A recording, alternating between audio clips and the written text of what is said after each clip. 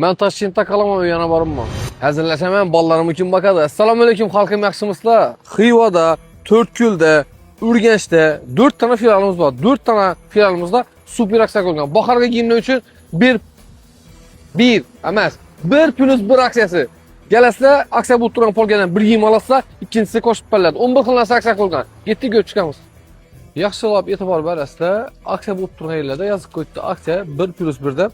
Geldiğinizde mazlı kızlarımız için naprimер yine 125 bin so'm bir dana gönek alasizlar, 119 bin so'm bu qo'shib beriladi. O'zi spesialniy polkalarda yozib qo'ydi. Aksiya 1+1 deb shunga qarab ketaveramiz. Ketdik nolaba ko'rib chiqamiz. Ishtallarimiz o'zi bahasi 35 bin so'm birini alasizlar, bir danasi qo'shib beriladi. Palon ballarımız uchun pinitki galasizdan 50 bin so'm birini alasizlar, ikkinchisi qo'shib beriladi. Sizning chiqingiz va bir dana vichirovka alasiz, 109 bin so'm, 99 bin so'mliksa podarka bo'ladi. Mazlı kızlarımız için kofta sarafan gelasizlar, 115 bin so'm birdan alasizlar, ikkinchisi qo'shib beriladi. Lekin ko'rib müttoyda bor. Kızlarımız için trikolarımız bahası 83 bin so'm, 83 bin so'mlikdan birini alasiz, 43 bin so'mlik bir danasi qo'shib beriladi. 6 yaşdan 14 yaşa bo'lgan kızlarımız için do'ykalarimiz aksiyada. Gelasizlar, bir danani alasizlar, bir danasini qo'shib beramiz. Buni mazzaligini qaranglar, svetini qaranglar. Tavanın yumuşaklıkına karam.